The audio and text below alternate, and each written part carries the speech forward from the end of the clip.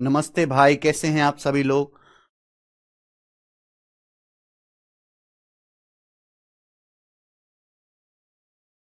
नमस्ते भाई, कैसे हैं बच्चों। क्या मैं आपको लाइव दिखाई दे रहा हूं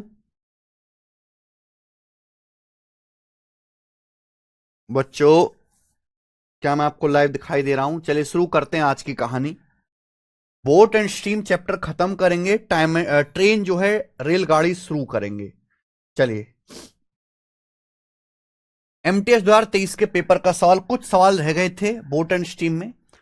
एक नाव को ए से बी तक धारा के अनुकूल यात्रा करने में 20 घंटे लगते हैं। ए और बी के बीच मिड पॉइंट सी पर वापस आती है। धारा की गति 5 किलोमीटर पर आवर है। शांत जल में नाव की स्पीड 10 किलोमीटर पर आवर है। तो आपसे पूछा ए और बी के बीच की दूरी कितनी है किलोमीटर में। बहुत बढ़िया सवाल है मेरे भाई, ध्यान सुनेगा। ये दो पॉइंट है, मान लीजिए ए और बी। मान लीजिए ये दो पॉइंट है ए और बी। इनके बीच की जो डिस्टेंस है वो सी है। सॉरी, इनके बीच का जो मिड पॉइंट है वो सी है। तो एक नाव को, a boat take 20 hour for travelling downstream from A to B and comes back to A mid point C between A and B. यानी कि एक नाव मेरे प्यारे भाई डाउन स्ट्रीम जाती है ए से बी तक, और मिड पॉइंट सी तक वापस आते हैं। मिड पॉइंट सी तक वापस आती है मेरे भाई, और ऐसा करने में 20 घंटे लगते हैं। धारा की गति 5 किलोमीटर पर आवर है, वाई का मान दिया है, और शांत पानी में नाव की speed 10 kilometre per hour x का मान दिया है। ए और बी के बीच की डिस्टेंस कितनी है भाई? अगर कोई नाव डाउनस्ट्रीम जाएगी तो डाउनस्ट्रीम की स्पीड एक्स प्लस वाई, 10 और 5 15 की स्पीड से जाएगी। अगर वापस आएगी तो अपस्ट्रीम आएगी, 10 - 5 5 किलोमीटर पर आवर की स्पीड से वापस आएगी। पूछा ए और बी के बीच की डिस्टेंस क्या है। ए और बी के बीच की डिस्टेंस क्या है, बताओ जी, कैसे करेंगे।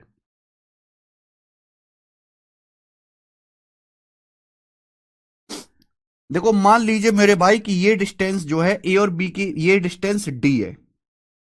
मान लीजिए कि यहां से यहां तक की डिस्टेंस डी है, तो ये डिस्टेंस भी डी हो जाएगी क्योंकि सी मिड पॉइंट है। तो अगर कोई नाव, ये ए बी कितना आ जाएगा, 2D आ जाएगा। 2D। अब बताना, अगर कोई नाव ए से बी तक जाती है, 2D डिस्टेंस जाएगी। 2D डिस्टेंस कितने की चाल से? 15 किलोमीटर पर आवर की चाल से, इतना टाइम लगेगा। फिर डी डिस्टेंस वापस आएगी, 5 की चाल से इतना टाइम लगेगा।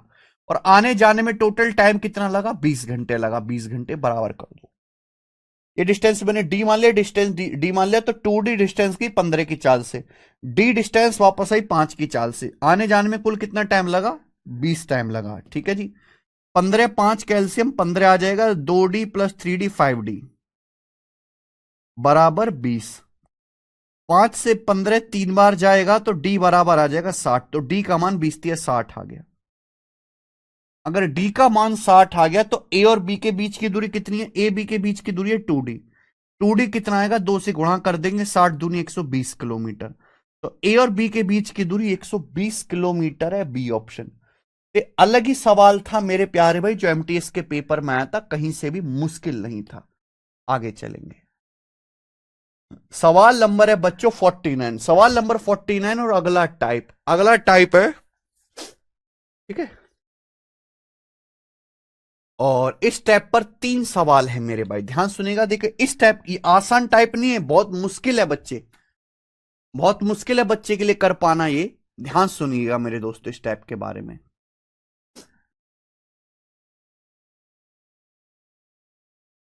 मान लीजिए एक आदमी, मान लीजिए मेरे प्यारे भाई, ये पॉइंट ए है और ये पॉइंट बी है। मान लीजिए ये पॉइंट ए है और ये बी है।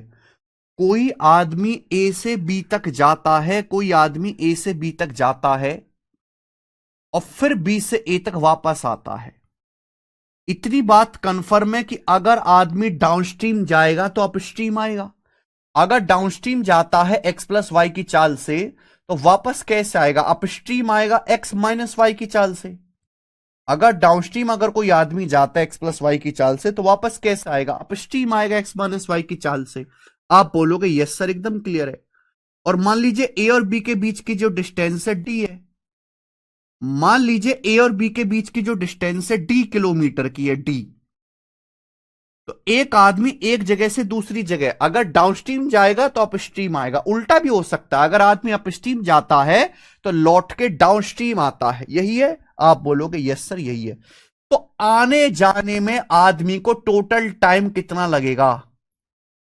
एक जगह से दूसरी जगह तक जाने, और मेरे प्यारे भाई ए से बी तक गया, फिर बी से ए तक लौट के आया, तो आने जाने में कुछ टोटल टाइम कितना लगा आदमी को? ये बताओ। आदमी को आने जाने में टोटल टाइम कितना लगा? टोटल टाइम ये बताइए। तो बच्चों अगर कोई आदमी डी किलोमीटर डिस्टेंस जाता है एक्स प्लस वाई की चाल से तो इतना समय लगेगा। फिर वापस आता है मेरे भाई डी किलोमीटर, वापस आता है एक्स माइनस वाई की चाल से, एक्स माइनस वाई की चाल से वापस आने में इतना टाइम लगेगा। और टोटल टाइम कितना लगा जोड़ दीजिए। टोटल टाइम कितना लगा मेरे प्यारे बच्चों? ऐड कर लीजिए। टोटल टाइम जो है वो ऐड कर लीजिए प्लस। अगर डी किलोमीटर जाएंगे एक्स प्लस वाई की चाल से तो डी बटे एक्स प्लस वाई टाइम लगेगा। वापस डी किलोमीटर आएंगे एक्स माइनस वाई की चाल से, डी बटे एक्स माइनस वाई टाइम लगेगा। आने जाने में टोटल टाइम कितना लगा जोड़ दीजिए। नीचे गुणा एक्स प्लस वाई की एक्स प्लस वाई में x square minus y square, x plus y की एक्स माइनस वाई में x square minus y square, ये आ जाएगा। ऊपर से डी कॉमन, ऊपर से मेरे भाई यहां से D common, D D common, यहां एक्स प्लस वाई की एक्स माइनस वाई में ये जोड़ देंगे, एक्स क्रॉस मल्टीप्लाई करेंगे ना, एक्स माइनस माइनस वाई में एक्स प्लस वाई जुड़ जाएगा। जब एक्स माइनस वाई में एक्स प्लस वाई जुड़ेगा तो वाई से वाई कट जाएगा, यानी कि 2x, ये 2x हो जाएगा। ये क्या आ जाएगा? 2x। तो बराबर क्या आ जाएगा? बराबर है 2dx बटे x square minus y square, 2dx बटे x square minus y square, 2dx बटे x square minus y square, ये आ जाएगा भाई टोटल टाइम t। किसी बच्चे को इसमें कोई समस्या? यस और नो बताइए।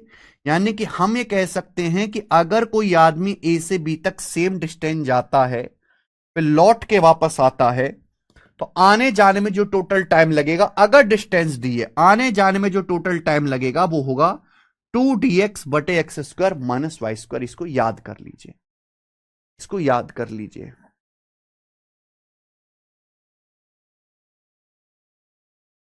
सब बच्चे इसको याद कर लीजिए।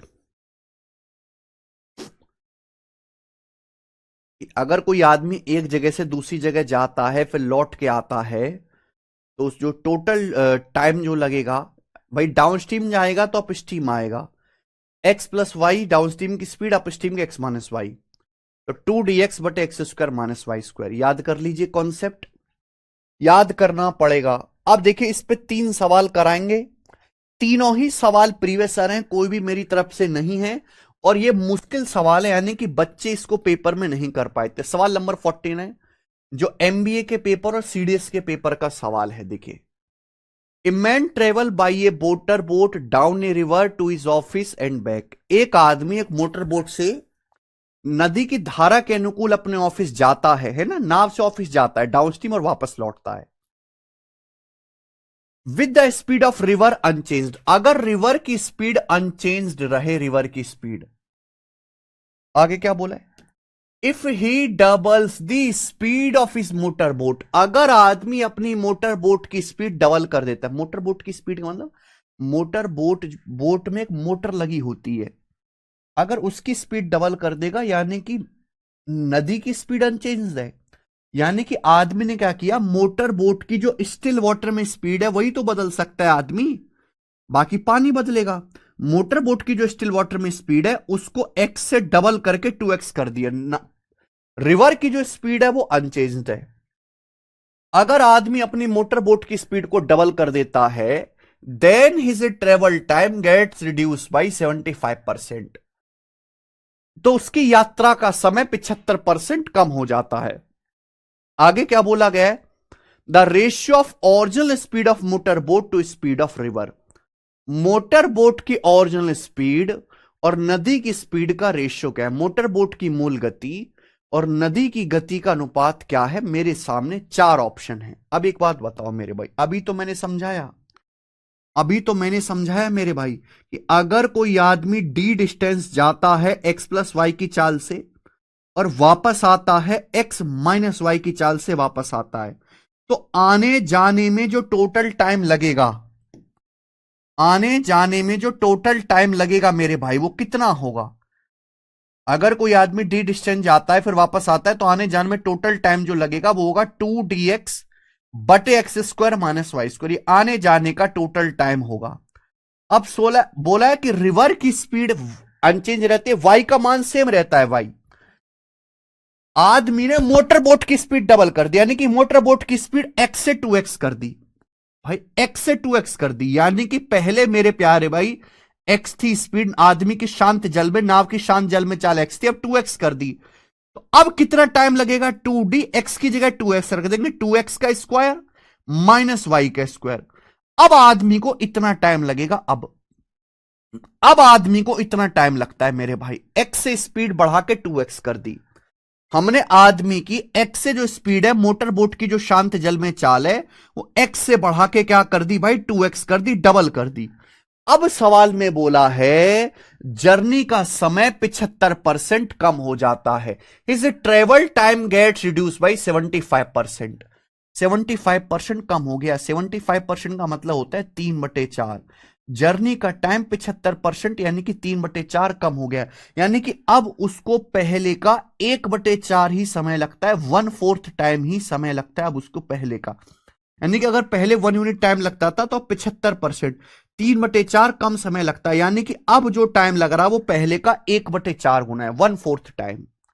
ये ना भाई, अब जो उसको लगने वाला टाइम है वो पहले वाले टाइम का 1/4 है, 25% है। क्योंकि टाइम पहले से 75% कम लग रहा है, पहले का 25% ही टाइम लग रहा है, तो मैंने इक्वल कर दिया। भाई, केवल कैलकुलेशन है। 2dx से यहां पे 2dx कट जाएगा, ऐसे क्रॉस मल्टीप्लाई कर लो। क्रॉस मल्टीप्लाई करोगे तो यह आ जाएगा 4x स्क्वायर, 2x का square 4x square minus y square बराबर, या मल्टीप्लाई करो, इनकी मल्टीप्लाई करो मेरे भाई। ये देखिए 2 दिख रहा है आपको, 4 दूनी 8, 4 की 2 में गुणा होगी 8, 8 की x square minus y square में गुणा करेंगे, 8x square minus 8y square, 8x square minus 8y square. ऐसे 4 की 2 में गुणा करेंगे 8, 8x square minus 8y square, ये उधर जाएगा। 8x स्क्वायर में 4x स्क्वायर घटेंगे, 4x स्क्वायर बराबर, ये माइनस 8y स्क्वायर इधर आएगा, 8 माइनस 1 7y स्क्वायर, तो एक्स स्क्वायर 4x स्क्वायर बराबर 7y स्क्वायर। यही पूछा है। मोटर बोट की ओरिजिनल स्पीड और नदी की स्पीड का रेशियो क्या है, दोनों तरफ से अंडरूट लेंगे। 4x स्क्वायर का अंडरूट 2x, 7y स्क्वायर का अंडरूट 7y आ गया। x बटे वाई कितना आ गया, x बटे वाई आ गया √7/2, √7/2। यानी कि मोटर बोट की ओरिजिनल स्पीड और नदी की स्पीड का x से y का जो रेशियो पूछा है वो √7/2 आ गया। आंसर है B option. B option answer है। बहुत अच्छा सवाल है।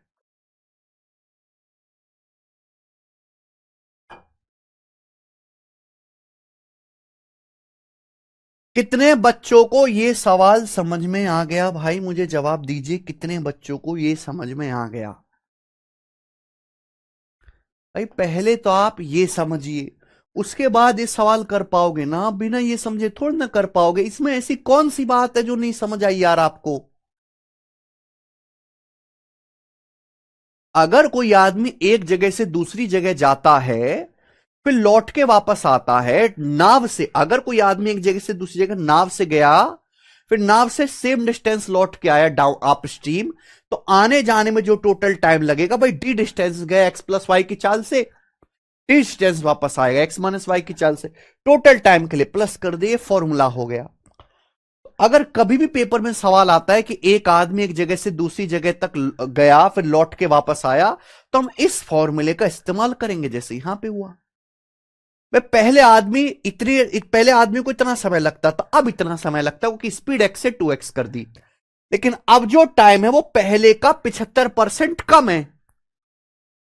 अगर अब 75% कम समय लगता है तो अब पहले का 25% टाइम ही लगता है।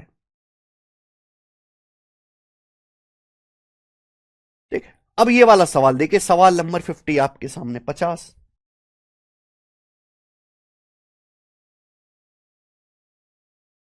सवाल नंबर 50।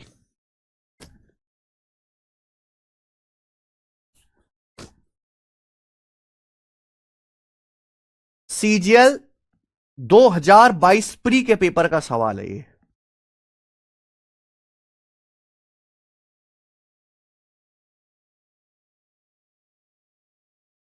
कोई नाव जिसकी नदी में दो बिंदुओं ए और बी के बीच राउंड ट्रिप यात्रा वाली दूरी को टी घंटे में तय करती है। यानी कि एक नाव दो पॉइंट ए और बी के बीच राउंड ट्रिप दूरी जाती है टी घंटे में। राउंड ट्रिप का मतलब समझते हैं कि ए से बी तक जाना फिर लौट के वापस आना। मान लीजिए कि ये दो पॉइंट है ए और बी, इनके बीच की डिस्टेंस है डी किलोमीटर है, डी किलोमीटर।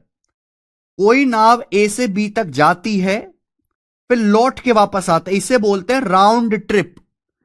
अगर जाएगी डाउन स्ट्रीम तो वापस आएगी अप स्ट्रीम। तो और बोला राउंड ट्रिप में टी घंटे लगते। आप मुझे बताओ एक नाव को एक जगह से दूसरी जगह तक जाने में और वापस आने में कितना टाइम लगता है? अगर कोई नाव डी किलोमीटर जाती है तो आने जाने में टाइम लगता है 2dx बटे x square minus y square. 2dx बटे x square minus y square, ये टाइम लगता है। ये फॉर्मूला मैंने आपको लिखवाया है। अब क्या बोला है? If it's speed in still water become 2 times, it would have take 80/161 T hours for the same journey. अगर स्टिल वाटर की स्पीड डबल हो जाए, स्टिल वाटर की स्पीड डबल हो जाए यानी कि अगर स्पीड पहले x थी, अगर बोट की स्टिल वाटर में स्पीड पहले x थी तो हमने x से डबल 2x कर दी।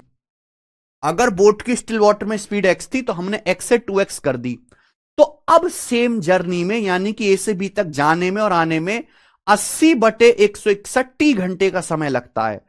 तो वो आपसे पूछा ratio of speed in still water to speed of river, यानी कि सवाल में x से y का रेशियो ही आपसे पूछा गया है। तो भाई क्या दिक्कत है? बोट की स्टिल वाटर में स्पीड को डबल कर दिया, यानी कि अगर पहले स्पीड x थी तो हमने 2x कर दी। बोट की स्टिल वाटर में स्पीड पहले x थी तो हमने 2x कर दी। तो जहां x आ रहा है उसकी जगह 2x लिख दीजिए, यानी कि अब बोट को इतना टाइम लगेगा। अब बोट को ए से बी तक जाने में पहले इतना समय लग रहा था, पहले बोट को इतना समय लग रहा था, अब इतना समय लग रहा है। बोले अब जो टाइम लगता है वो 80/161 टी घंटे लगता है। अब जो टाइम है वो टी का 80/161 गुना लग रहा है। भाई पहले टी घंटे लग रहा था, लेकिन अब जो समय लग रहा है, अब जो टाइम लग रहा है वो पहले वाले टाइम टी का 80/161 गुना है। 80/161 गुना, यही तो सवाल में कहा गया है। अब का जो समय है भाई, पहले टी घंटे का समय लगता था, अब का जो टाइम है वो पहले वाले टाइम का 80/161 गुना है। पहले वाली टाइम टी में 80/161 से गुणा कर दीजिए, बस हो गया।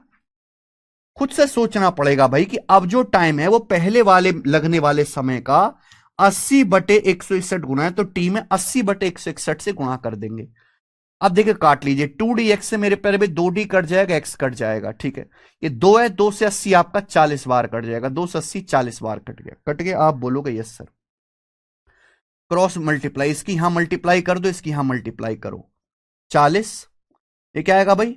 2x का square 4x square minus y square बराबर। राइट साइड में क्या आएगा भाई? इसकी यहां मल्टीप्लाई हो जाएगी 161 x square minus y square, 161 x square minus y square, है ना। ऐसे क्रॉस मल्टीप्लाई कर देना, x square minus y square 161 क्या हुआ। अब क्रॉस मल्टीप्लाई अंदर गुणा करो, 40 चौका 160 एक्स स्क्वायर 161 एक्स स्क्वायर, घटाएंगे एक्स स्क्वायर आएगा बराबर 161 y square 40 y square, 40 y square 161 y square में से 40 घटाएंगे तो 161 माइनस 40 121 वाई स्क्वायर।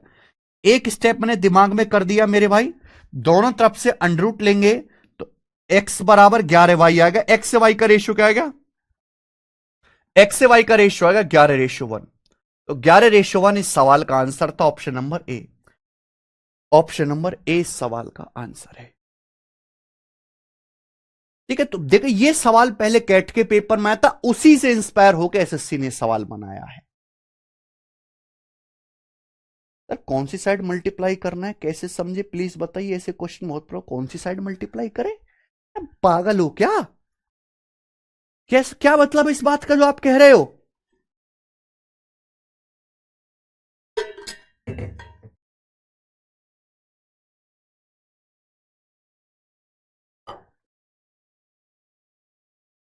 पहले नाव को टी घंटे लगता था, अब नाव को इतने घंटे लगता है। अब नाव को कितना टाइम लगता है? 80/161 टी लगता है। यानी कि पहले वाले टाइम में किससे गुणा करनी? 80/161। पहले वाले टाइम को 80/161 से गुणा कर दो, अब का टाइम आ जाएगा। अब जो टाइम लगता है पहले से 75% कम हो जाता है, यानी कि अब जो टाइम है पहले का 25% है, तो पहले वाले टाइम को 1/4 से गुणा कर दो। कॉमन सेंस है यार, कोई रटने वाली बात छोड़ना है, ये कॉमन सेंस है, सोचना पड़ेगा। चलिए एक और बताएंगे इस पे ऐसा ही। 51 नंबर करो, 51।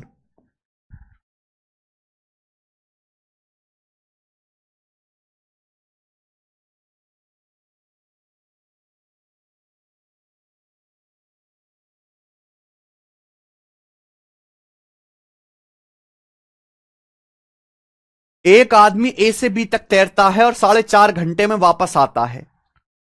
ए block of wood when allowed to go with the stream from A to B take 6 hours.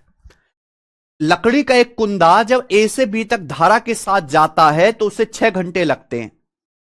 What the ratio of speed of man in still water to that of stream. Hindi में गलत लिखा हुआ है, हिंदी में उल्टा लिख दिया मेरे भाई। ये इधर आएगा, ये इधर आएगा, ये इधर आएगा।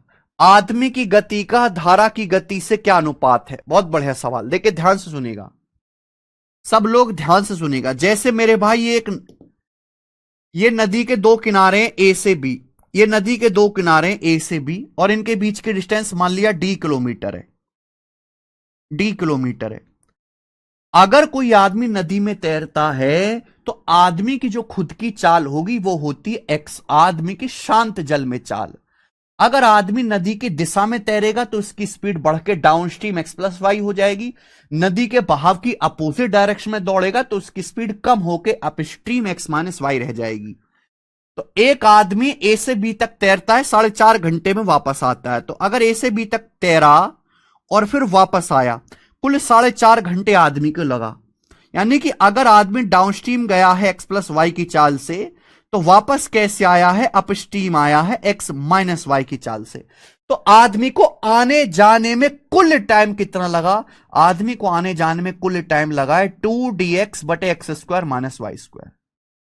आदमी को आने जाने में इतना टाइम लगा 2dx/x² माइनस वाई स्क्वायर। जबकि आदमी को आने जाने में कितना टाइम लगा? 4.5 घंटे, यानी कि 9/2 आवर। इतना टाइम लगेगा, 4.5 घंटे। अब ये बैंकिंग के पेपर का सवाल है, एसबीआई क्लर्क का बैंकिंग का।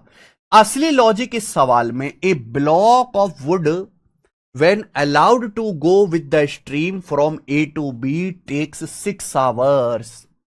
लकड़ी का एक कुंदा जब ए से बी तक धारा के साथ जाता है तो 6 घंटे लगते हैं। अब एक बात बताओ भाई, लकड़ी का कुंदा अपने आप तो तैरेगा नहीं भाई, आदमी तो खुद तैर के जाएगा। आदमी की जो खुद की स्पीड होगी वो एक्स होगी, समझ में आया? लेकिन अगर हम एक लकड़ी का कुंदा नदी में छोड़ देते, लकड़ी का कुंदा, तो जिस स्पीड से नदी बह रही है लकड़ी का कुंदा भी उसी दिशा में बहने लगेगा नदी की चाल से। अगर नदी y किलोमीटर पर आवर की स्पीड से बह रही है तो लकड़ी का कुंदा भी y की किलोमीटर पर आवर की चाल से बहने लगेगा उसी डायरेक्शन में जिस डायरेक्शन में नदी बह रही है। और नदी बह रही है with the stream A to B, नदी ए से बी की तरफ बह रही है। यही सवाल का लॉजिक है कि अगर हम एक लकड़ी का बॉक्स, लकड़ी का एक ब्लॉक अगर नदी में छोड़ देंगे ना, अब खुद दो आप लकड़ी का एक टुकड़ा नदी में छोड़ दो, तो नदी जिस दिशा में बह रही है लकड़ी का टुकड़ा भी उसी डायरेक्शन में बहने लगेगा, और जिस स्पीड से नदी बह रही है उसी स्पीड से लकड़ी का टुकड़ा भी बहने लगेगा।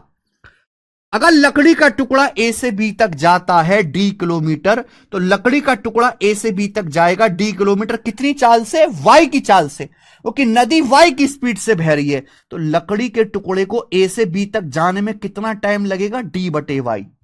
ए से बी तक जाने में डी किलोमीटर डिस्टेंस लकड़ी का टुकड़ा जाएगा, नदी की चाल वाई है, वाई की स्पीड से कितना टाइम लगेगा? d/y।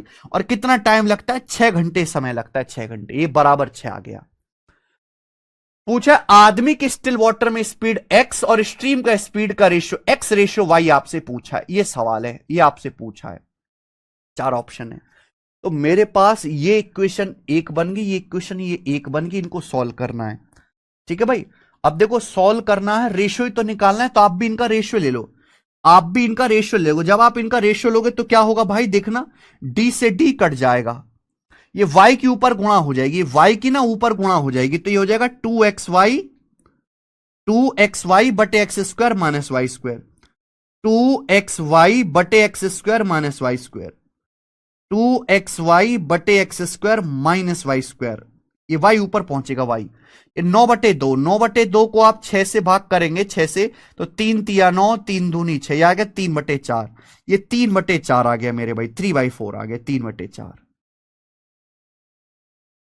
3 तिया 9, 3 दूनी 6, तो ये 3/4 आ गया, यानी कि इक्वेशन बन गई, ये इक्वेशन बन गई मेरे भाई। अब यहां एलजबरा लगा के, एलजबरा अगर आपको आता है, अगर आपको एलजबरा आता है, क्या हो गया ये,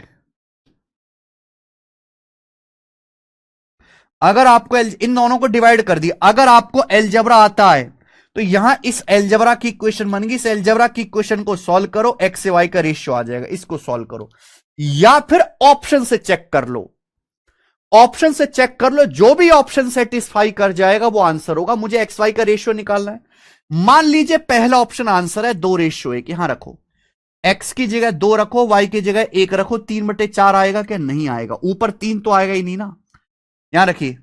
अगर बी ऑप्शन देखते हैं, एक्स की जगह 4, वाई की जगह 3, तो 2 चौक 8 तिया 24, एक्स की जगह 4, वाई की जगह 3, 16 माइनस 9 7, ये 24/7 आएगा, 3/4 नहीं आएगा, गलत।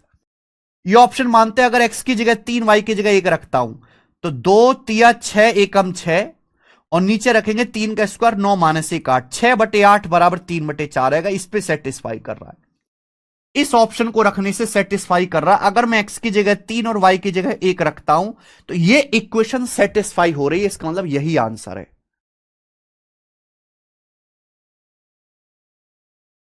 बैंकिंग का सवाल है बेटा, केशव मिल गई पीपीटी, हर बच्चे के बस की बात नहीं है इसको समझना। सवाल नंबर 51 था, आगे चलेंगे, अगला सवाल, सवाल नंबर है 52, ये बताइएगा, लगा दो केशव एक बार, केशव 52 नंबर करो।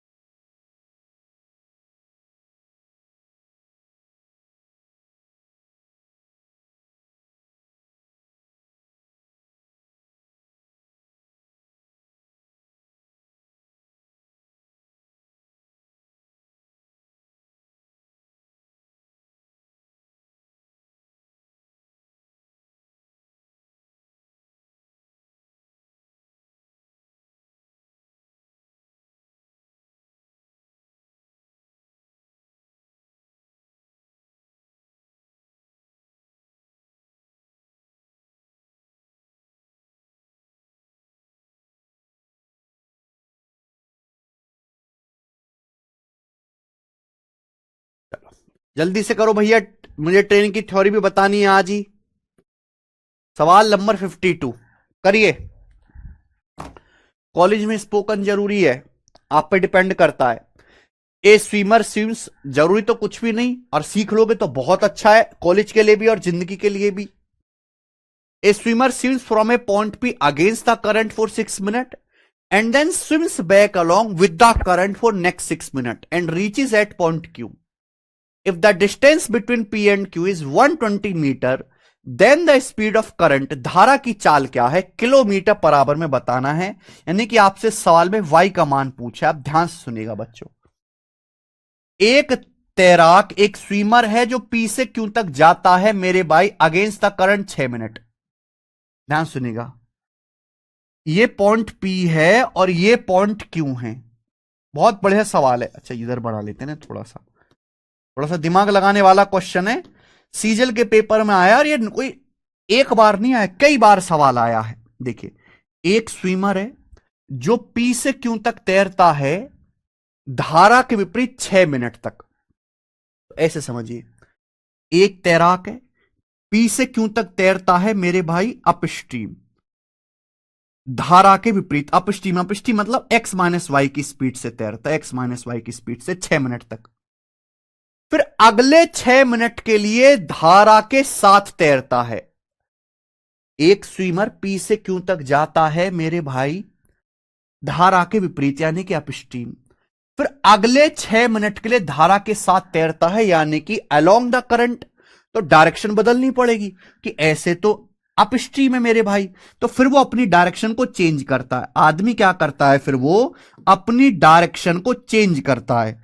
तो डायरेक्शन को चेंज करता है तो ऐसे वापस मुड़ता है, फिर वो अगले 6 मिनट तक ऐसे डाउनस्ट्रीम तैरता है।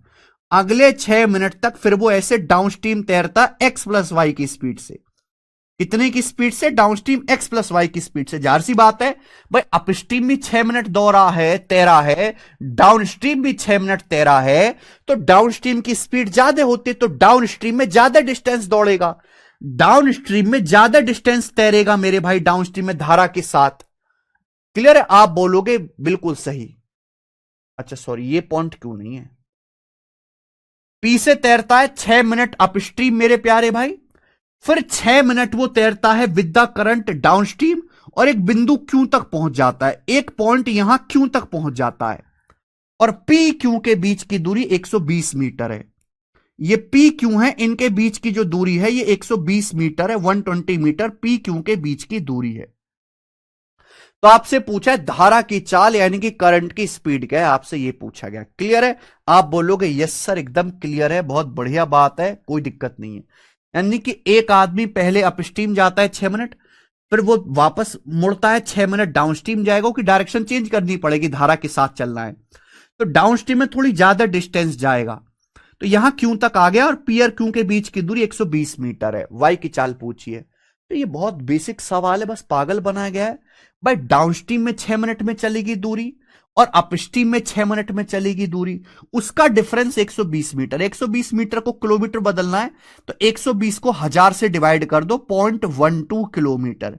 ये आंसर ना सीधे किलोमीटर पर आवर में बताना है भाई। आदमी यहां से यहां तक डाउनस्ट्रीम जाता है, डाउनस्ट्रीम जाएगा एक्स प्लस वाई की चाल से, तो कितनी डिस्टेंस आएगी मेरे भाई ये बताओ। डिस्टेंस बराबर होता है स्पीड गुणा टाइम। 6 मिनट, 6 मिनट को आवर का आवर में लिखोगे तो 6/60, 1/10 आवर आएगा, 1/10 आवर। तो डाउनस्ट्रीम जाएगा एक्स प्लस वाई की स्पीड से 1/10 घंटे तक, ये डाउनस्ट्रीम में चलेगी दूरी है। अपस्ट्रीम जाता है एक्स माइनस वाई 6 मिनट तक, 6 मिनट में कितना जाएगा? 6 मिनट का मतलब 1/10 आवर। तो डिस्टेंस बराबर स्पीड गुणा टाइम, और डाउनस्ट्रीम में चलेगी डिस्टेंस और अपस्ट्रीम में चलेगी डिस्टेंस का जो डिफरेंस है वही तो 120 मीटर है। लेकिन अगर मैंने समय घंटे में बदल लिया, अगर टाइम को घंटे में बदल लिया, तो डिस्टेंस है मीटर में, मीटर को भी किलोमीटर में बदल लो, 0.12 किलोमीटर, 0.12 किलोमीटर ये आ गया सीधा। ठीक है बच्चे, आप बोलोगे हाँ सर, बटे 10 आ गया।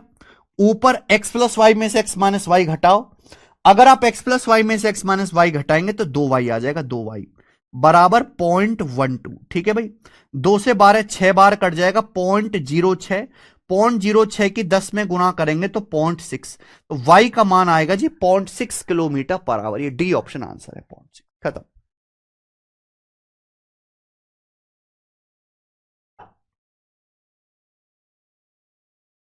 अच्छा सवाल है मेरे भाई ये वाला, अच्छा सवाल है। एक क्वेश्चन 53, देखो 53 जैसा सवाल, ऐसा सवाल मैं आपको एक करवा चुका हूं, थोड़ा सा अपडेटेड है, खुद से ट्राई करना। 53 ना हो तो मुझे बताना। लास्ट क्वेश्चन करेंगे इस चैप्टर का, लास्ट क्वेश्चन 54। एसएससी सीजीएल 2022 के पेपर का पूछा हुआ सवाल है। देखो ये सवाल नहीं है, ये एक फॉर्मूला है। अगर आप ये फॉर्मूला याद कर लोगे तो आपका बहुत समय बचेगा।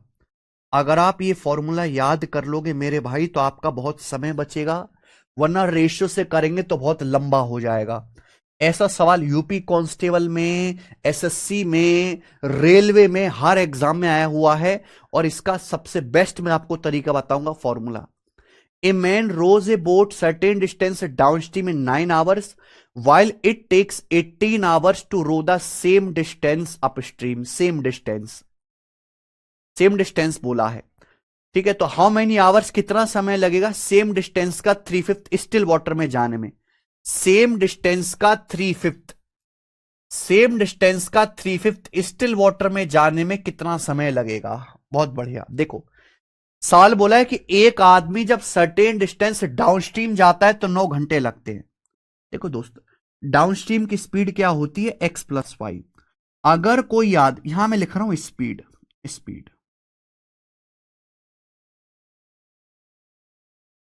अगर कोई आदमी डाउनस्ट्रीम जाता है, डाउनस्ट्रीम x+y की स्पीड से, तो उसे 9 घंटे लगते हैं। कितना समय लगता है, 9 घंटे। कुछ डिस्टेंस जाने में 9 घंटे लगते हैं। अगर कोई आदमी डाउनस्ट्रीम जाता है मेरे भाई, डाउनस्ट्रीम सर्टेन डिस्टेंस, तो सर्टेन डिस्टेंस जाने में उसे 9 घंटे लगते हैं। अगर कोई आदमी कुछ दूरी डाउनस्ट्रीम जाता है तो डाउनस्ट्रीम जाने में 9 घंटे लगते हैं, जबकि सेम डिस्टेंस अपस्ट्रीम जाने में 18 घंटे लगते हैं। सेम डिस्टेंस अपस्ट्रीम जाएगा तो अपस्ट्रीम जाएगा x-y की चाल से, अपस्ट्रीम जाएगा x-y की चाल से। तो सेम डिस्टेंस अपस्ट्रीम जाने में 18 घंटे लगेंगे। सेम डिस्टेंस अपस्ट्रीम जाने में नाव को 18 घंटे लगेंगे अपस्ट्रीम जाने में। क्लियर? आप बोलोगे हां जी सर। तो बोला इसी सेम डिस्टेंस को स्टिल वाटर में जाने में, अगर यही सेम डिस्टेंस स्टिल वाटर में जाते, स्टिल वाटर में, तो स्टिल वाटर में जाने में कितना समय लगेगा, कितना समय। ये अगर सेम डिस्टेंस स्टिल वाटर में जाते हैं तो कितना समय लगेगा। अगर हम कुछ दूरी डाउनस्ट्रीम जाते हैं 9 घंटे लगता है, अपस्ट्रीम जाते हैं तो 18 घंटे लगता है सेम डिस्टेंस।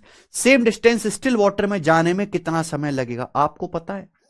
आपको पता है मेरे भाई, अगर डिस्टेंस सेम है, बेसिक भी मैं आपको बता दे रहा हूं, शॉर्टकट भी, अगर डिस्टेंस सेम है तो स्पीड और टाइम का रेशियो एक दूसरे का उल्टा होता है। स्पीड टाइम का रेशियो होगा कि नहीं होगा? स्पीड टाइम का रेशियो एक दूसरे का उल्टा होगा।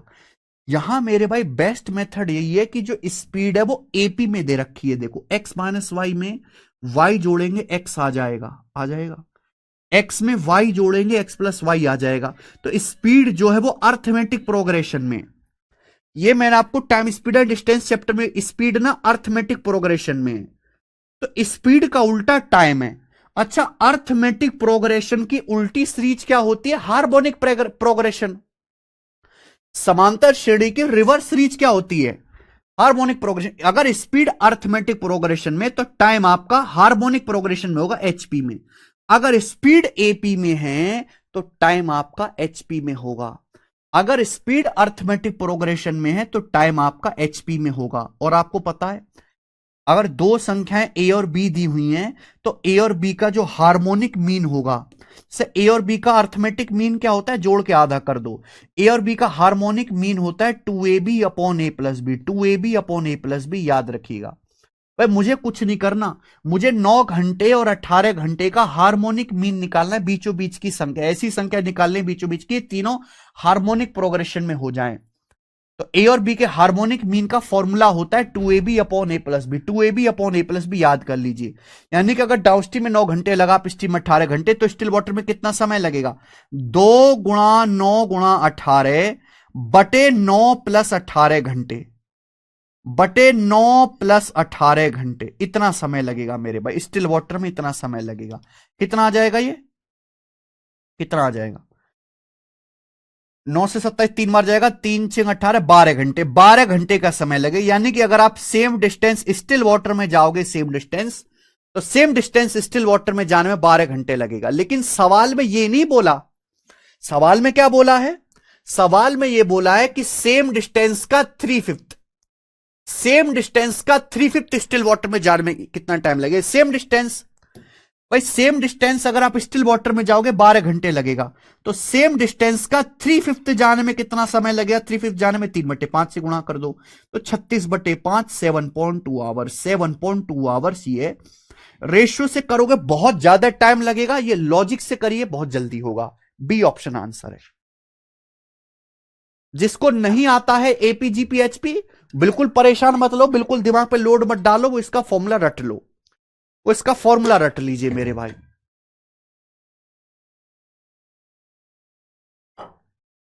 अर्थमेटिक प्रोग्रेशन का उल्टा होता है हार्मोनिक प्रोग्रेशन। अर्थमेटिक जैसे ये सीरीज है ना, 5 8 11 13 सेम गैप है, ये कहलाती है एपी। जहां गैप सेम होता है, 3 11 14 3 3 का गैप है, 3 3 का।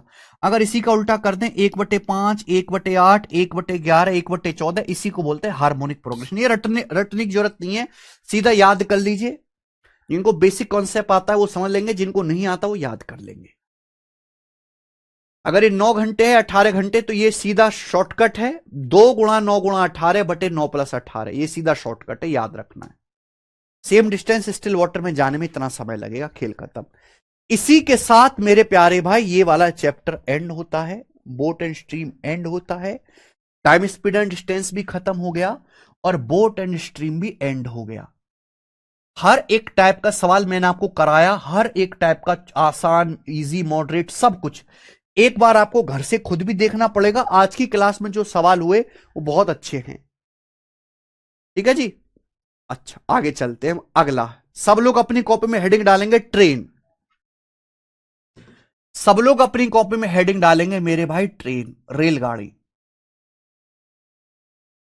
कॉन्सेप्ट मैं आपको बता देता हूं भाई, ज्यादा टाइम नहीं लगेगा, 10 मिनट में कॉन्सेप्ट बता देंगे, और सवाल हम अगली क्लास में करेंगे। ट्रेन हिंदी में कहते हैं रेलगाड़ी, हिंदी में रेलगाड़ी। इसलिए तो मैं कहता हूं कि time speed and distance chapter बहुत बड़ा है। पहले टाइम स्पीड एंड डिस्टेंस पढ़ो, फिर बोट एंड स्ट्रीम पढ़ो, फिर ट्रेन पढ़ो, फिर रेस पढ़ो, तब जाके खत्म होता है, ठीक है। हालांकि पेपर में इतना ज्यादा इससे सवाल आता नहीं है। ट्रेन रेलगाड़ी, इसकी भी मेरे भाई एक ही शीट होगी, ट्रेन चैप्टर की भी एक ही शीट होगी, और इस शीट में भी लगभग 50 के आसपास क्वेश्चन है, लगभग 50 सवाल है, यानी कि ये भी छोटी सी शीट है। 3 क्लास में ये चैप्टर भी खत्म हो जाएगा, 3 क्लास में, ठीक है।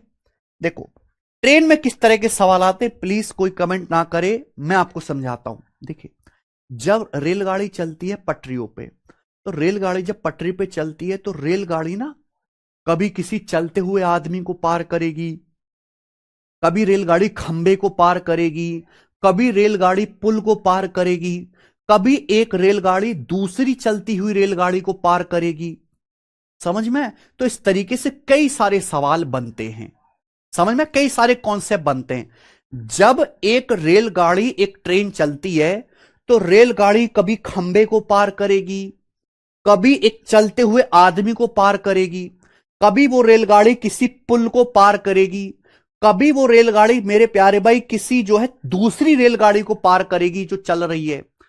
तो हर किसी में कितना समय लगेगा उस पर बेस्ड सवाल है।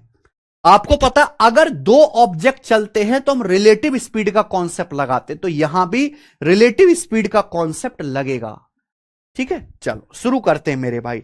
इसमें बहुत सारे केस हैं जो आपको रटने हैं। पहला वाला case, when a train passes a pole और स्टेशनरी मैन। चलिए बच्चों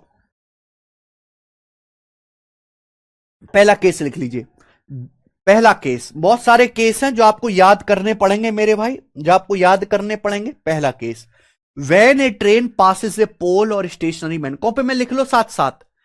जब एक ट्रेन किसी खंबे या स्थिर व्यक्ति को पार करती है, जब एक ट्रेन किसी खंबे या स्थिर व्यक्ति को पार करती है तो कितना समय लगेगा। मान लीजिए मेरे भाई एक ट्रेन है जिसकी लंबाई एल है, मान लीजिए ये ट्रेन है जिसकी लंबाई एल है, और ये एक आदमी को पार करते जिसकी स्पीड एस है।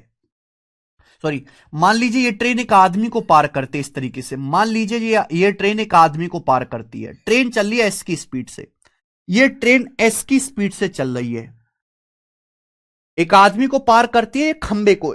देखो, चाहे आप आदमी मानो चाहे खंबा मानो, ट्रेन के मुकाबले आदमी की और खंबे की जो लंबाई है वो 0 होती है। ट्रेन के मुकाबले ना आदमी की कुछ लंबाई है ना कुछ चौड़ाई है मेरे भाई, ट्रेन के मुकाबले। तो आप मुझे बताओ, जब एक ट्रेन किसी खंबे को पार करेगी, जब एक ट्रेन किसी खंबे को पार करेगी, तो कितनी डिस्टेंस क्रॉस करेगी? ट्रेन को खुद की लंबाई को क्रॉस करना पड़ेगा। अगर अभी ट्रेन यहां है तो इस खंबे को क्रॉस करके ट्रेन को यहां आना पड़ेगा, तभी तो ट्रेन खंबे को पार करेगी। तो जब भी एक ट्रेन एक खंबे को पार करेगी तो ट्रेन को खुद की लंबाई क्रॉस करनी पड़ेगी।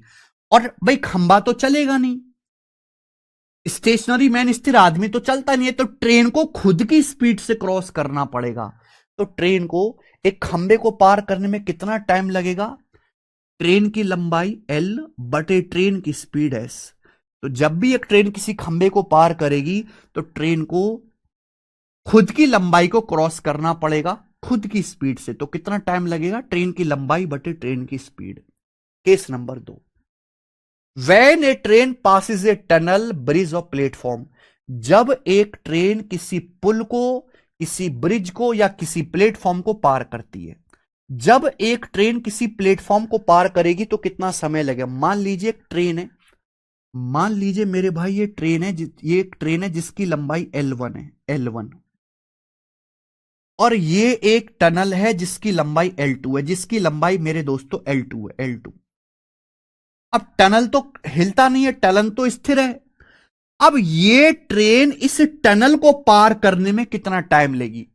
इस ट्रेन को मेरे भाई, ट्रेन चल रही है एस की स्पीड से, ट्रेन एस की स्पीड से चल रही है, तो बताओ ये ट्रेन इस टनल को पार करने में कितना टाइम लेगी? ध्यान सुनिएगा मेरे भाई, जैसे आपका एक टनल है, आपका एक टनल है, और इधर से मेरे दोस्तों ये ट्रेन चल के आ रही है, ट्रेन चल के आ रही है मेरे भाई, ये ट्रेन चल के आ रही है, ये तो ये ट्रेन इस टनल को कब क्रॉस कर जाएगी? जब मेरे प्यारे भाई टनल तो आपका ऐसे छूट जाए, टनल तो आपका यहां रह जाए और ट्रेन क्रॉस करके यहां आ जाए, तब ट्रेन पार कर जाएगी। तब ट्रेन पार कर जाएगी तो आप मुझे सोचो ट्रेन को कितनी डिस्टेंस जानी पड़ेगी। अगर ट्रेन की लंबाई L1 है, टनल की लंबाई L2 है, तो पहले ट्रेन को यह डिस्टेंस क्रॉस करनी है L1, फिर यह डिस्टेंस क्रॉस करनी है L2। तो आप मान लीजिए कि ट्रेन को, मान लीजिए मेरे भाई ट्रेन के इस वाले हिस्से को यहां से जो है यहां तक आना है, यहां तक आना है कि नहीं? ट्रेन के आगे वाला देश से देखो चाहे पीछे वाला देखो, ट्रेन के इस वाले हिस्से को मेरे प्यारे भाई यहां से यहां तक आना है ना? या ट्रेन के इस वाले हिस्से को यहां से यहां तक आना है, तो कितनी डिस्टेंस क्रॉस करनी पड़ेगी? ये यानी कि L1 plus L2, L1 plus L2। आप बोलोगे हां जी सर, तो जब भी ट्रेन किसी प्लेटफॉर्म को पार करेगी तो ट्रेन को खुद की लंबाई, ट्रेन को खुद की लंबाई प्लस प्लेटफॉर्म या टनल की लंबाई को क्रॉस करके आगे आना पड़ेगा। तो कितना टाइम लगेगा? ट्रेन को एक प्लेटफॉर्म को पार करने में कितना टाइम लगेगा? टाइम बराबर होता है डिस्टेंस बटे स्पीड, डिस्टेंस बटे speed, L1 plus L2, train की लंबाई प्लस प्लेटफॉर्म की लंबाई बटे ट्रेन की स्पीड। क्लियर? आप बोलोगे यस सर एकदम क्लियर है। नेक्स्ट, अगला कंसेप्ट ये बताओ, अगला देखिए, अगला concept, when a train passes another moving train in same direction. ध्यान सुनिएगा, जब एक ट्रेन सेम डायरेक्शन में चल रही दूसरी ट्रेन को क्रॉस करती है, सेम डायरेक्शन, जब एक ट्रेन सेम डायरेक्शन में चल रही दूसरी ट्रेन को क्रॉस करती है, मान लिया ये एक ट्रेन है जिसकी लंबाई L1 है, ये S1 की स्पीड से चल रही है, ये एक दूसरी ट्रेन है जिसकी लंबाई L2 है और ये S2 की स्पीड से चल रही है, दोनों ट्रेन सेम डायरेक्शन में चल रही है, सेम डायरेक्शन में, ये S1 की स्पीड से S2 की स्पीड से। बताओ ये ट्रेन पीछे से आके कब पार करेगी? ये ट्रेन पीछे से आके तभी पार कर पाएगी जब इसकी जो स्पीड है S1, इसकी स्पीड, पीछे से आने वाली ट्रेन की स्पीड आगे जो चल रही है उससे ज्यादा हो। अगर ऐसा होगा कि आगे वाली ट्रेन फास्ट चल रही, पीछे वाली स्लो चल रही, तो कभी पार कर पाएगी? कभी नहीं पार कर पाएगी। पार तभी कर पाएगी जब पीछे से आने वाली ट्रेन की स्पीड आगे चल रही ट्रेन से ज्यादा हो। जब भी ट्रेन एक दूसरे को पार करेंगी तो कितनी डिस्टेंस चलेंगी, दोनों की लंबाई का सम। मैं आपको समझाता हूं चित्र से। मान लीजिए मेरे भाई एक ट्रेन है, ये ट्रेन है और ये एक दूसरी ट्रेन है मेरे भाई, ये दोनों सेम डायरेक्शन में चल रही हैं, ये दोनों सेम डायरेक्शन में चल रही हैं, ये सेम डायरेक्शन में। इस ट्रेन की लंबाई L1 है और ये दूसरी ट्रेन है मेरे भाई, इसकी जो लंबाई है L2 है। ये दोनों ट्रेन एक दूसरे को कब पार करेंगी, जब पिक्चर बदल के ये हो जाएगी। जब पिक्चर बदल के ये हो जाएगी यानी कि ये ट्रेन तो पीछे छूट जाए और ये आगे आ जाए। जब पिक्चर बदल के ये हो जाएगी, ये हो जाएगी पिक्चर बदल के, यानी कि L2 लंबाई की ट्रेन पीछे छूट गई और L1 लंबाई की ट्रेन मेरे दोस्तों क्रॉस होकर आगे आ गई। तो आप मुझे बताओ कितनी डिस्टेंस चलनी पड़ेगी मुझे, मेरे भाई ये बताइए कितनी डिस्टेंस चलनी पड़ेगी। तो भाई इस ट्रेन को, इस ट्रेन के इस बिंदु को मेरे प्यारे भाई यहां से, या कोई भी बिंदु पकड़ ले, इस ट्रेन के इस बिंदु को यहां से जो है मेरे भाई यहां तक आना पड़ेगा। तो कितनी डिस्टेंस चलनी पड़ेगी, पहले मेरे भाई ये खुद की डिस्टेंस क्रॉस करके यहां आएगा, फिर इसको क्रॉस करके यहां आएगा। यानी कि पहले ये ट्रेन खुद की डिस्टेंस को क्रॉस करके इसके बराबर में आएगा, फिर इसको क्रॉस करके इसके आगे आएगा। यानी कि कितनी डिस्टेंस चलनी पड़ेगी, ये L1 प्लस L2, यहां से यहां तक ये डिस्टेंस चलनी पड़ेगी L1 प्लस L2। इस ट्रेन को कितनी डिस्टेंस चलनी पड़ेगी, अगर ये ट्रेन इसको क्रॉस करना चाहते हैं तो पहले ये यहां आएगा इसके बराबर में, फिर इसको क्रॉस करके आगे निकलेगा यहां पे, यानी कि L1 plus L2, L1 plus L2। तो जब भी ट्रेन एक दूसरे को क्रॉस करती हैं तो कितनी डिस्टेंस चलती हैं, दोनों की लंबाई का सम L1 प्लस L2। एक दूसरे को पार करने में कितना टाइम लगेगा, टाइम बराबर डिस्टेंस बटे रिलेटिव स्पीड, टाइम बराबर डिस्टेंस बटे रिलेटिव स्पीड। दोनों ट्रेन की लंबाई का सम L1 प्लस L2। अगर दोनों ट्रेन चल रही हैं सेम डायरेक्शन है तो relative speed S1 minus S2, same direction है relative speed S1 minus S2 से भाग कर देंगे। तो दो ट्रेन को सेम डायरेक्शन में एक दूसरे को पार करने में इतना टाइम लगेगा। अगला केस, जब एक ट्रेन दूसरी मूविंग ट्रेन को अपोजिट डायरेक्शन में पार करते, जब एक ट्रेन दूसरी चलती हुई ट्रेन को अपोजिट डायरेक्शन में पार करती है, अपोजिट डायरेक्शन में, तो कितना समय लगेगा भाई। ये एक ट्रेन है जो L1 की स्पीड से चल रही है, ये एक दूसरी ट्रेन है जो L2 की स्पीड से चले, दोनों ट्रेन अपोजिट डायरेक्शन में, S1 की स्पीड से S2 की स्पीड से। दोनों ट्रेन एक दूसरे को पार करने में कितना समय लेंगी, समय बराबर डिस्टेंस बटे रिलेटिव स्पीड। अगर दो ऑब्जेक्ट चलते हैं तो डिस्टेंस बराबर, टाइम बराबर डिस्टेंस बटे रिलेटिव स्पीड होगा।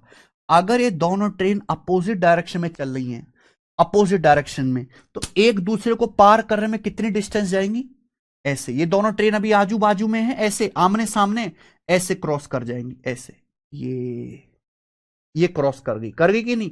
यानी कि एक दूसरे को पार करने में कितनी डिस्टेंस चलनी पड़ेगी, दोनों की लंबाई का सम। अब ये ट्रेन ऐसे खड़ी है आमने सामने, एक दूसरे को पार कब करेंगी, जब ये इतनी डिस्टेंस चल जाएगी, ये ऐसे पार हो गया, दोनों ट्रेन पार होकर निकल गया। कितनी डिस्टेंस चलनी पड़ी, L1 प्लस L2। तो जब दो ट्रेन एक दूसरे को चाहे सेम डायरेक्शन में पार करे चाहे अपोजिट डायरेक्शन में पार करे, कितनी डिस्टेंस चलनी पड़ेगी, L1 प्लस L2। ये डिस्टेंस आ गया।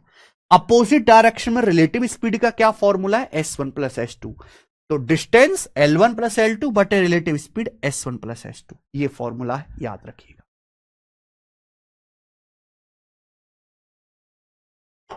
मनदीप कह रहे हैं ट्रेन और खंबे टनल के बीच का डिस्टेंस भी तो ऐड होना चाहिए, बिल्कुल ऐड होगा, लेकिन ये बेटा बिल्कुल आजू बाजू की बात कर रहा हूं मैं, बिल्कुल ये ट्रेन और टनल, बिल्कुल ये कोई डिस्टेंस नहीं इनके बीच में। अगर इनके बीच में कोई डिस्टेंस है तो ऐड होगा, अगर कोई डिस्टेंस नहीं है, मान लीजिए खंबा यही है, तो ऐड नहीं होगा। सवाल उसे समझ जाओगे। आगे चलेंगे, लास्ट कंसेप्ट ये बताओ। देखिए, जब एक ट्रेन किसी मूविंग पर्सन को पार करती है, जब एक ट्रेन किसी चलते हुए आदमी को पार करती है, when a train passes a moving person, देखिए दो तरीके के हैं केस। एक स्टेशनरी पर्सन, स्टेशनरी यानी कि स्थिर व्यक्ति, आदमी नहीं चल रहा है तो केवल ट्रेन पार करेगी।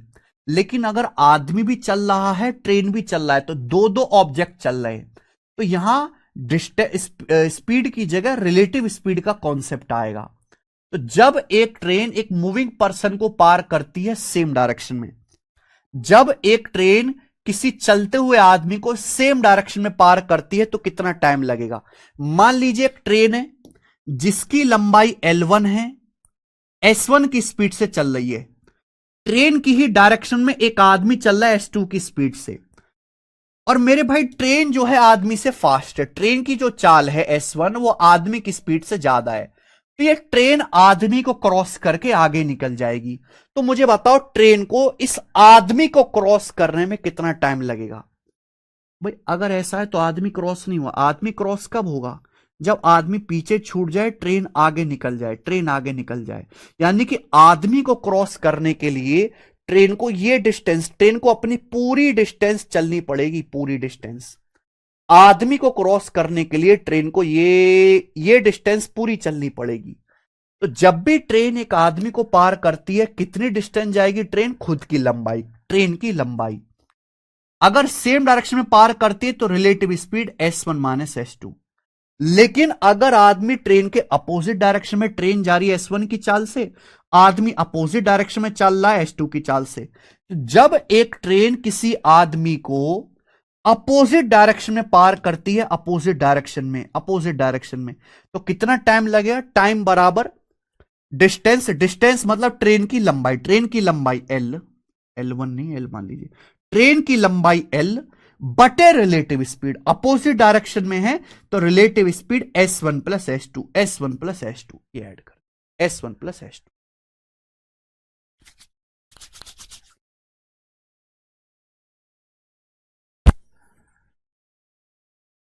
समझ में आया? यहां तक किसी भी बच्चे को कोई डाउट, यहां तक किसी भी स्टूडेंट को कोई डाउट है? बस पूरे ट्रेन चैप्टर में यही कॉन्सेप्ट है, इसके आगे तो केवल सवाल हैं। शीट मैंने अपडेट कर दिया, शीट में अपलोड करा दूंगा। केवल यही केस है, एक बार घर से रिवीजन कर लीजिएगा। जब ट्रेन एक खंबे को पार करती है तो कितना टाइम लगेगा, ट्रेन की लंबाई बटे ट्रेन की स्पीड। जब ट्रेन किसी प्लेटफॉर्म को या ब्रिज को क्रॉस करती है, कितना टाइम लगेगा, ट्रेन की लंबाई प्लस प्लेटफॉर्म की लंबाई बटे ट्रेन की स्पीड। चाहे ट्रेन, अगर एक ट्रेन दूसरी ट्रेन को क्रॉस, अगर एक ट्रेन किसी दूसरी ट्रेन को क्रॉस करती है तो एक दूसरे क्रॉस करने में डिस्टेंस होगी L1 plus L2। Same direction में S1 minus S2, opposite direction में S1 plus S2 relative speed. जब एक ट्रेन किसी आदमी को क्रॉस करती है तो ट्रेन को खुद की डिस्टेंस, खुद की लंबाई चलनी पड़ेगी। सेम डायरेक्शन में relative speed S1 minus S2, opposite direction में S1 प्लस S2। बहुत बेसिक है, मुश्किल नहीं है, मुश्किल नहीं है, ठीक है। कल हम इसके सवाल करेंगे, कृपया फॉर्मूले याद करके आइएगा दोस्तों, ठीक है ना। चलिए आज इतना ही, आज इतना ही मेरे भाई। एक चीज मैं आपको बता दे रहा हूं, हमारा YouTube चैनल है गगन प्रताप मैथ्स YouTube चैनल, इस पे हमने एक लाइव इवेंट सेट किया हुआ है शाम को 8 बजे। टेस्ट रैंकिंग एप्लीकेशन की 1 मिलियन डाउनलोड कंप्लीट हुए हैं, तो हम उसमें कुछ पार्टी भी करेंगे मेरे भाई, कुछ गिफ्ट्स है, कुछ इसमें नई टेस्ट सीरीज हम ऐड कर रहे हैं आपके लिए फ्री, वो भी बताएंगे, ठीक है जी। तो 8 बजे इस लाइव इवेंट को जरूर अटेंड करिएगा। चलिए।